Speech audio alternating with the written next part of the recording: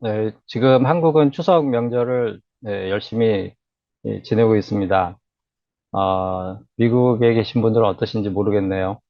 그 송편을 먹으셨다는 분도 계시긴 했는데, 아무튼 미국도 그 좋은 그런 그 추석 기간이 됐으면 좋겠습니다.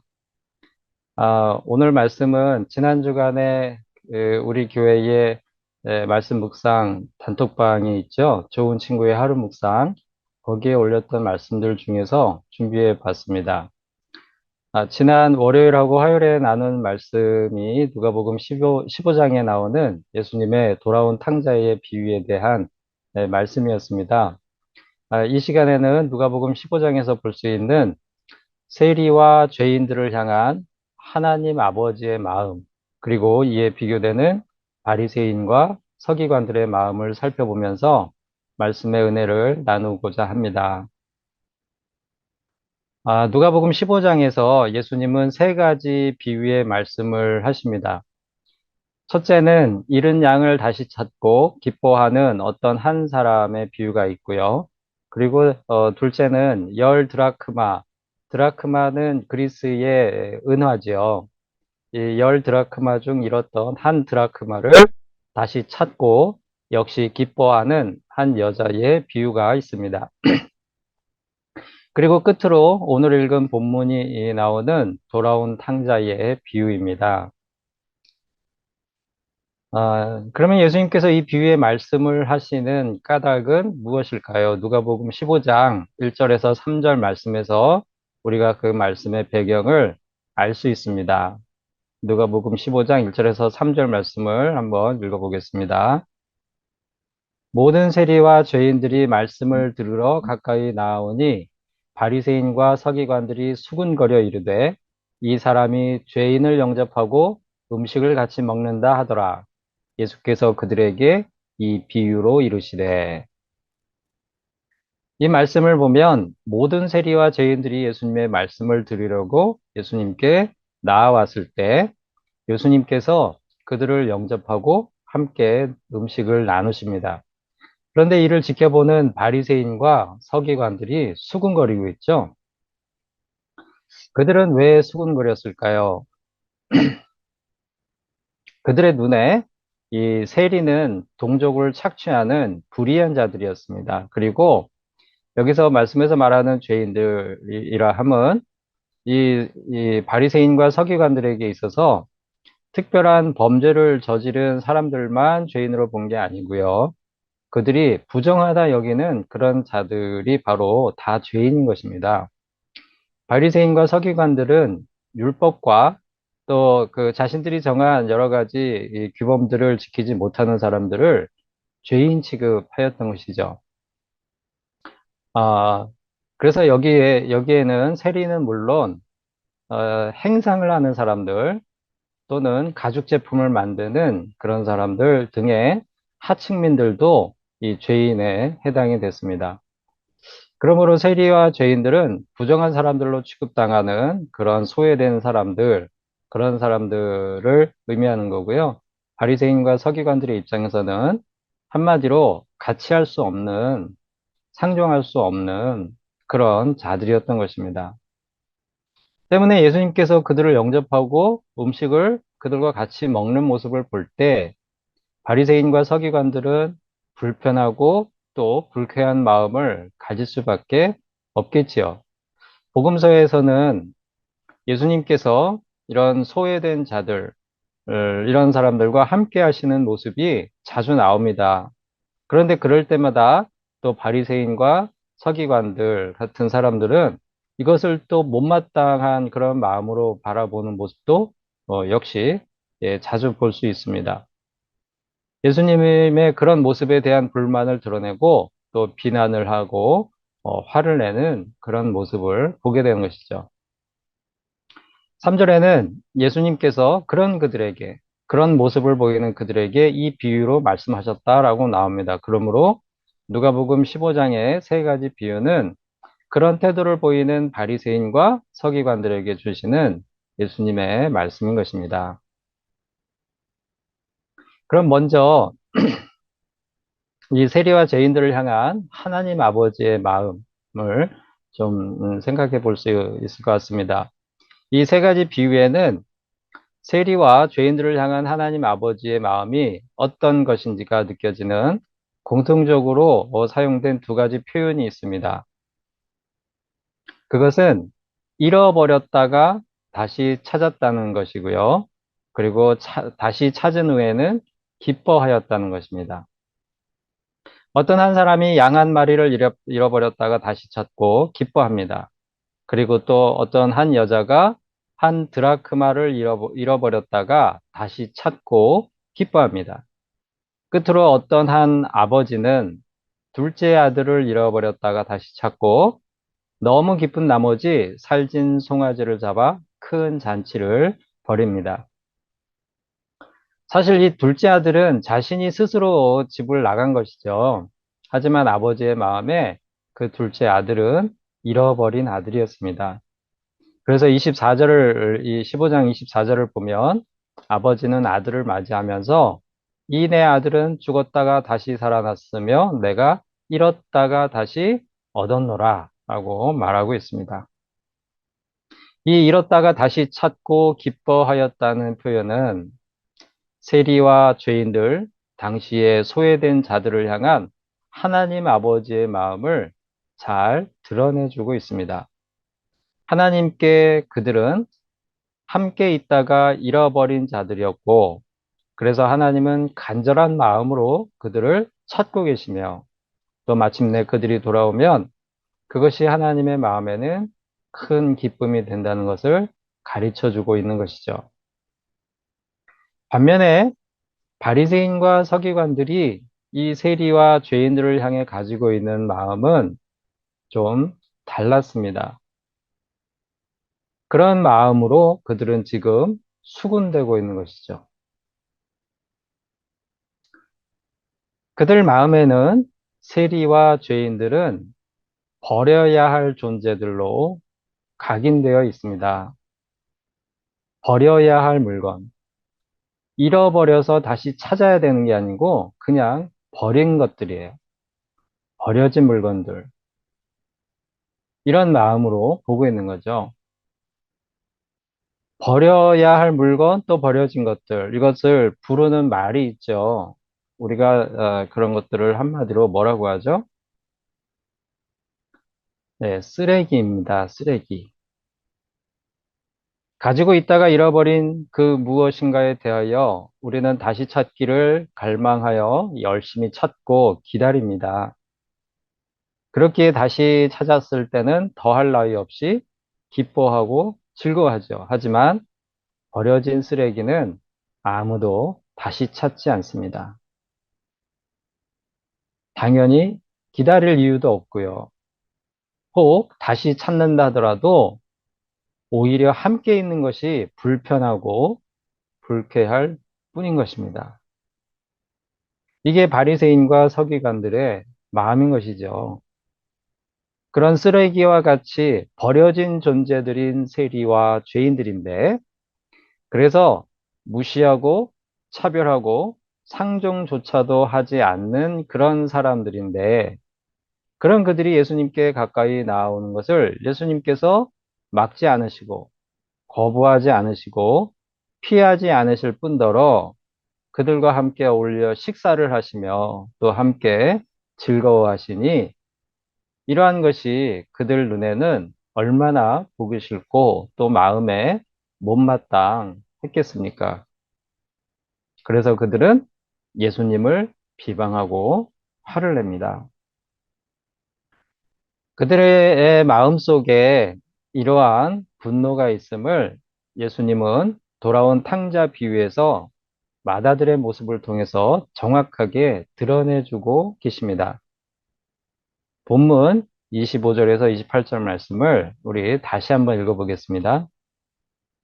마다들은 밭에 있다가 돌아와 집에 가까이 왔을 때에 풍악과 춤추는 소리를 듣고 한 종을 불러 이 무슨 일인가 물은데 대답하되 당신의 동생이 돌아왔음에 당신의 아버지가 건강한 그를 다시 맞아들이게 됨으로 인하여 살찐 송아지를 잡았나이다 하니 그가 노하여 들어가고자 하지 아니하거늘 아버지가 나와서 권한대.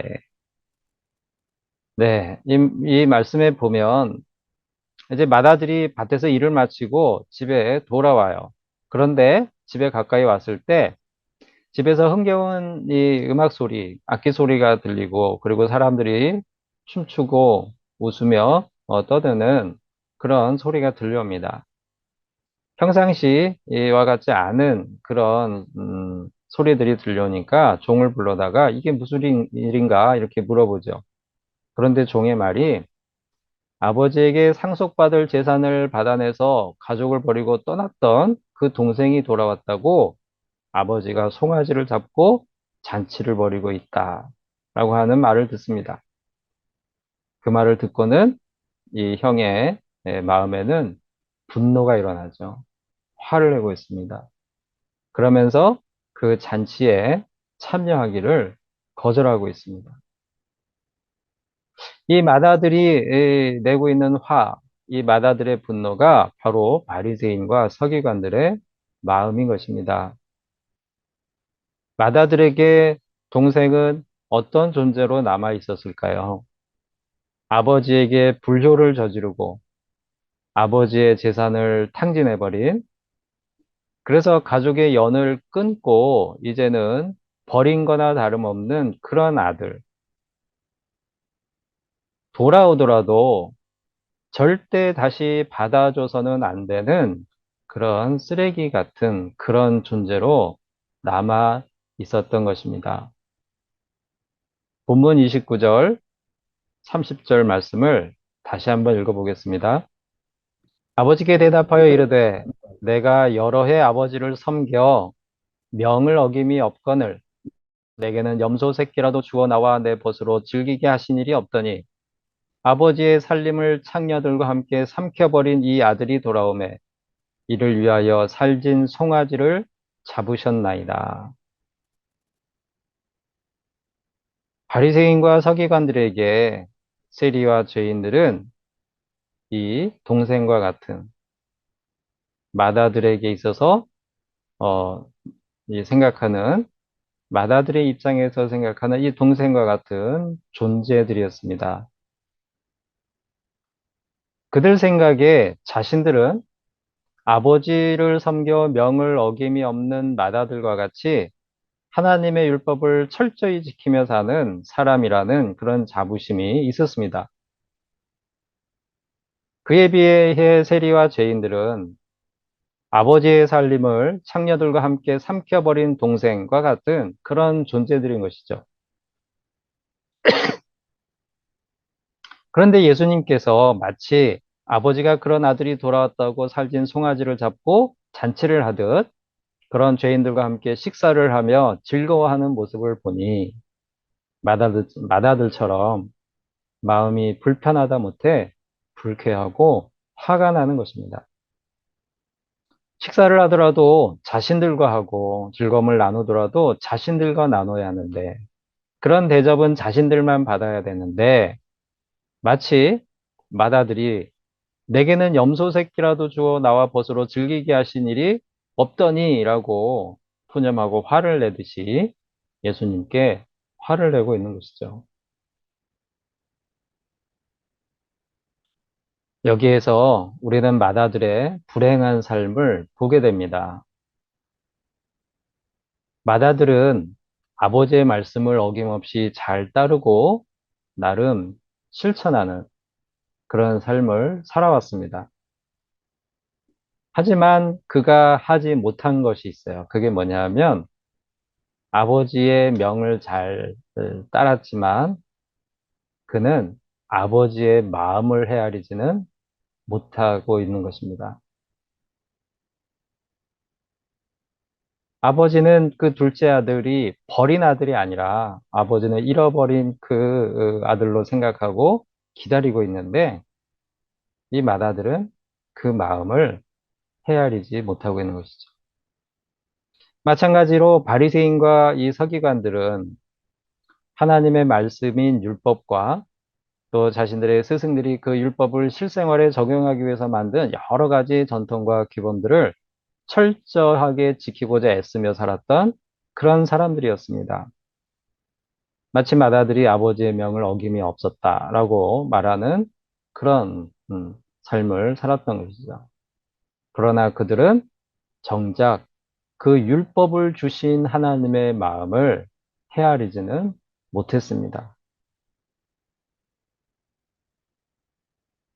아버지에게 둘째는 버린 아들이 아니라 잃어버려서 다시 찾기를 갈망하고 오매불망 밤낮으로 기다리는 여전히 사랑하는 아들이었습니다.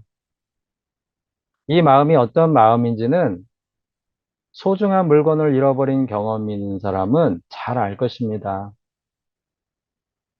소중한 사람과 헤어져 본 경험이 있는 사람은 더 잘 알겠지요.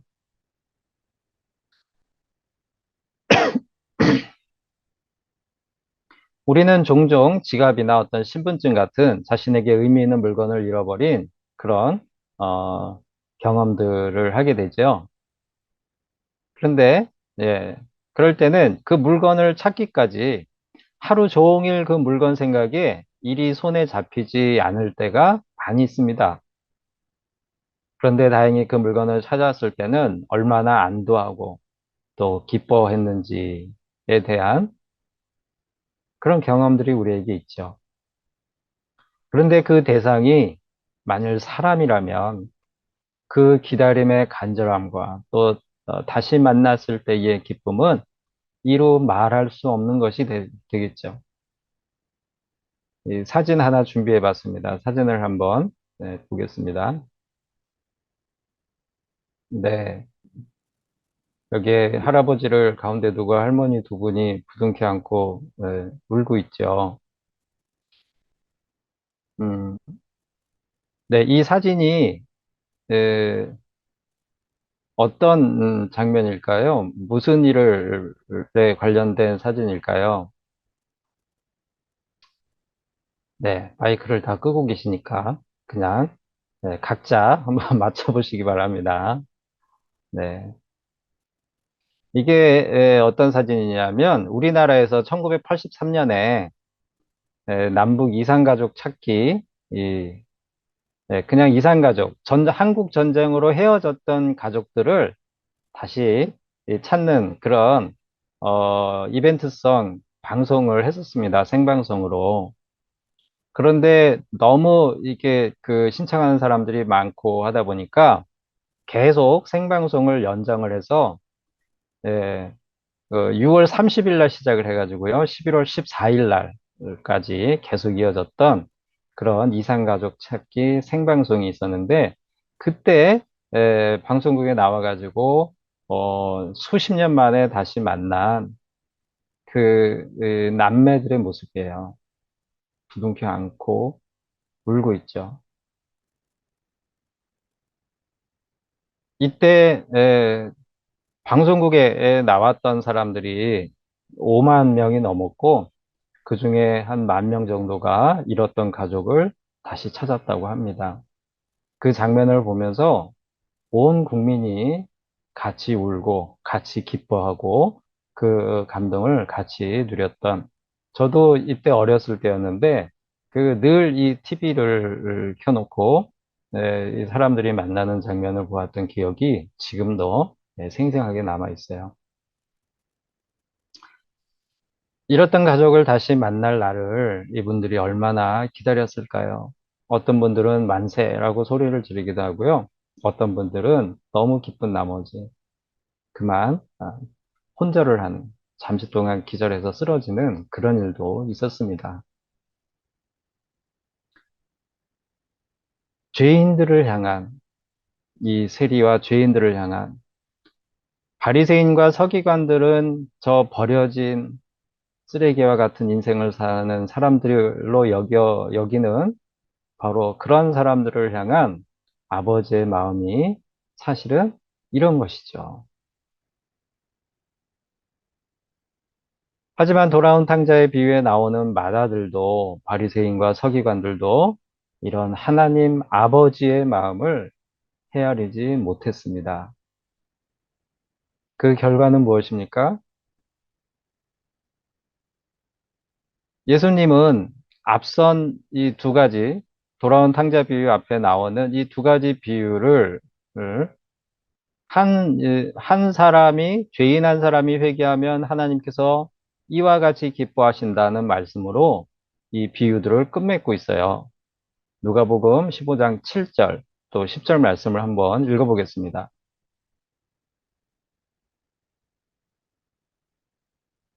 내가 너희에게 이르노니 이와 같이 죄인 한 사람이 회개하면 하늘에서는 회개할 것이 없는 의인 99으로 말미암아 기뻐하는 것보다 더하리라.